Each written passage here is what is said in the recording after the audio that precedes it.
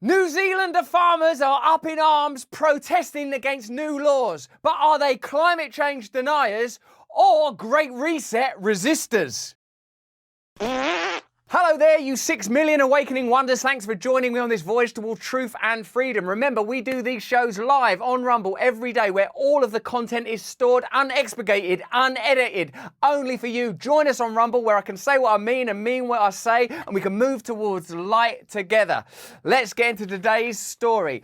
Farmers in New Zealand are protesting, and that protest is in some way being portrayed as being anti-ecological, i.e. these farmers don't want to take the necessary measures to make their farms safe. Ah, you bastards. But is another way of looking at it that New Zealand is pursuing a Great Reset agenda in order to bankrupt farmers and take their land. Now that sounds like a conspiracy theory, doesn't it? So stay to the end of the video because we are going to unpack that for you properly. It's not a coincidence that farmers all over the world are protesting. Sri Lanka, Netherlands, Germany, our country, the UK.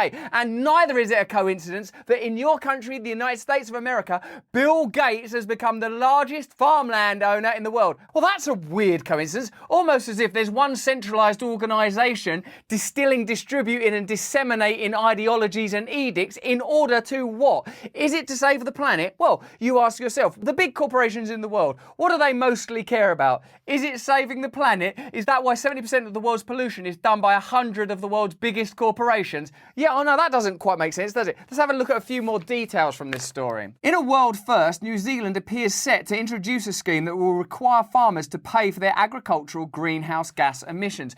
Is this why a climate change agenda is being pushed everywhere? And remember, I might differ from you guys there because I believe we should be looking after the planet. We should revere it, we should respect it. Whether or not you think man-made climate change is a thing or it's happening because of solar flares or cosmological reasons or epochal events that aren't affected by man or humankind, I respect your opinion. My opinion is we should prioritise this planet. We should love and revere this planet. We are not separate from it. We've become consumed in demented humanism and materialism, forgetting who we are and forgetting where we're from. The Prime Minister, Jacinda Ardern, is she a good person or is she Lady Trudeau? Jacinda Ardern said that it would give the country's biggest export market a competitive advantage globally while putting the country on track to meet its 2013 methane reduction target. Seems like reducing methane is a good goal. Seems like respecting the planet is a good goal. Are there going to be any side effects to this? Are any farmers, for example, going to lose their livelihood? Are they going to lose their land? Is this connected to these agricultural protests and even the trucker protest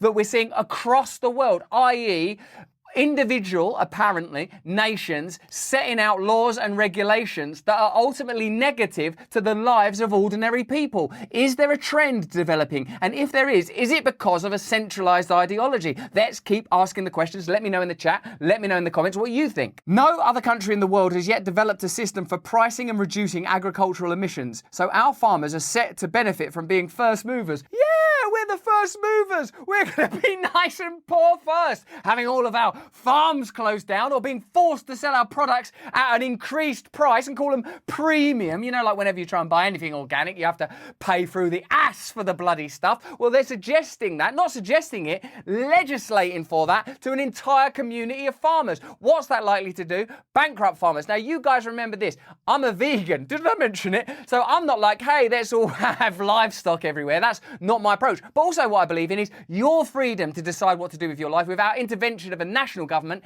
let alone unelected global bodies. But the industry, which altogether farms 10 million beef and dairy cattle and 26 million sheep compared to New Zealand's population of 5 million human people, argues a tax could increase global greenhouse gas emissions by shifting farming to countries less efficient at making food. Well, what have we seen when the manufacturing jobs all closed down? What happened then? Did it reduce the emissions or did it see a boom in the Chinese and Indian subcontinent, if that's the right way to describe it, economies? Did it mean that all that manufacturing moved elsewhere, bankrupting and annihilating a class of working people? Oh look, another class of people being annihilated now, rural working people. As stated on the WEF website, the UN's global roadmap sets out milestones the world must reach to achieve net zero emissions by 2050. Also a goal set at COP26. So there you go, a UN global roadmap. on the WEF website. Now, I'm not talking about conspiracy theory stuff here. I'm saying when they get together with the big tech giants and the big corporate folk and the state officials, they set an agenda that infiltrates democratic policy. But net zero is not the same as zero emissions. That's an interesting revelation. Net zero is not the same as zero emissions. While the latter is what all companies should be aiming for in order to meet our climate goals, the former simply makes it look like you've achieved the latter through the use of accounting tricks. This is why some people are attacking the climate change movement and others even what is referred to as the woke agenda. Not because there aren't some brilliant principles being relayed, equality between all people, respect and love of the planet, but because big corporations and big government are using those ideas to break down the lives and lifestyles and working lives of ordinary people. Companies can continue polluting as usual while sticking to their net zero pledges as long as they include carbon negative activities on their balance sheet. The problem is that there's very little regulation or standardization as to what constitutes a carbon negative activity. I noticed that when it comes to regulating farmers, they come up with very stringent, strict, unavoidable, undemocratic regulations. But when it comes to regulating big business, just do what you can, you guys. I mean, I'm being silly, but it seems the farmers are getting very stringent regulation, ordinary working people, big businesses who are producing the pollution that's meant to be the bloody problem anyway. Hey, just try your best. Like they're a school bully with a rich dad. Many net zero policies rely on purchasing carbon offsets, essentially buying up a load of land in usually developing countries which will supposedly absorb the carbon from your other activities. Not only are carbon offsets based on some fairly sketchy science. Oh, I thought we were following the science. Oh, I thought the scientists were agreed on climate change. But this sketchy science seems to work as well here. But they are often procuring land by grabbing it from indigenous communities who have a much better track record as stewards of vital ecosystems than polluting corporations. We could let the Dakota people, who have lived in harmony with the land for thousands and thousands of years, continue to be the custodians.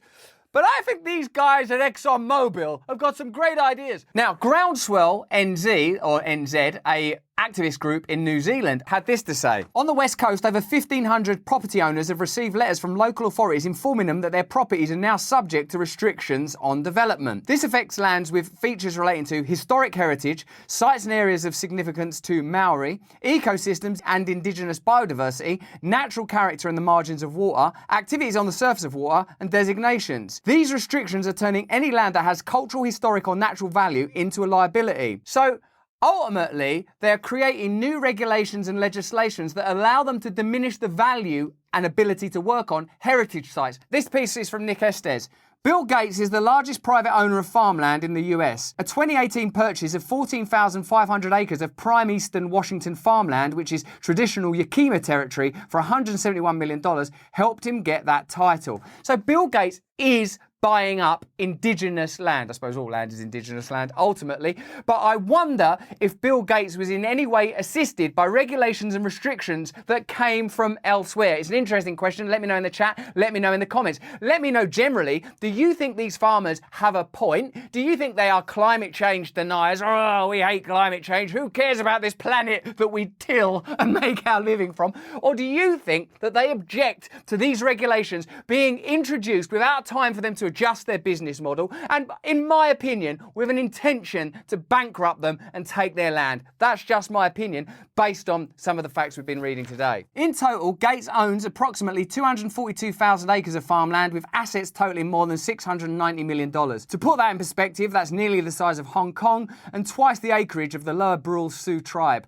A white man owns more farmland than my entire native nation. So that's Nick Estes, a Native American person, pointing out that Bill Gates has acquired huge swathes of farmland. What is Bill Gates' intention? How has he been aided in this endeavour? They came in droves, driving off the paddocks and into the city, descending on central Auckland with a clear message. Stop the planned agricultural emissions tax and undo the legislation. Oh, you out-of-control climate denier. You see in these protests all over the world, in Sri Lanka, people invading that palace, in India, farm protests going on for ages, in Germany, in the Netherlands, and I know in our country, the UK, people are pretty pissed off, and I bet wherever you are too, people are getting sick and tired of these regulations suddenly appearing that seem to benefit a particular set of society, a particular strata, let's call it the elite strata, rather than ordinary people. As we said earlier in the video. How come they don't regulate the corporations when it comes to the carbon offsetting, but they regulate the farmers when it comes to the reduction of the methane?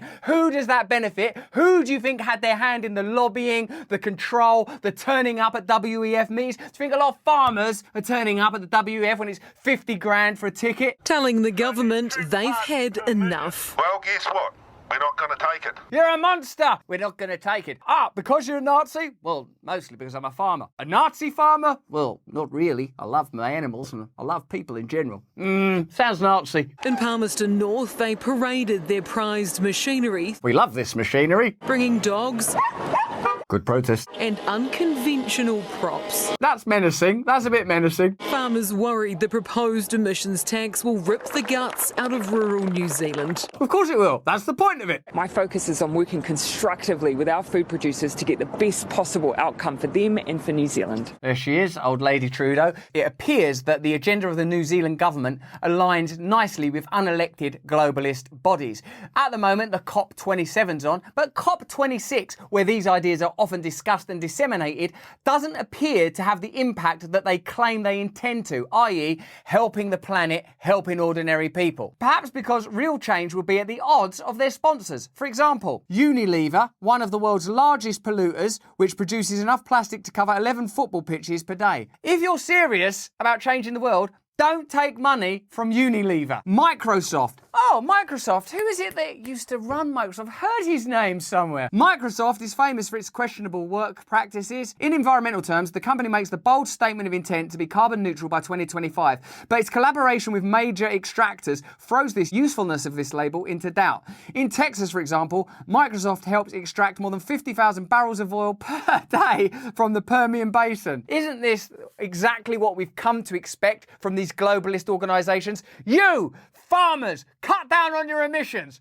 We, though, we're sponsored by Microsoft. Oi, carry on extracting 50,000 barrels of oil a day, or at least assisting in that process through technological support.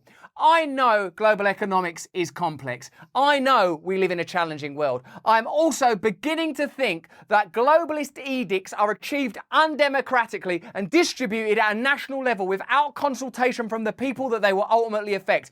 I believe these farmers are fighting for the right to continue to earn a living. I don't think they're climate change deniers. I think they're farmers. And I think it's the obligation of ordinary people, regardless of our feelings about the environment, to support them. Perhaps that's just another way that we can come together and confront real power where it matters. Because it's not ordinary farmers that are buying up hundreds and thousands of acres of land. It's not ordinary farmers that are producing 70% of the world's pollution.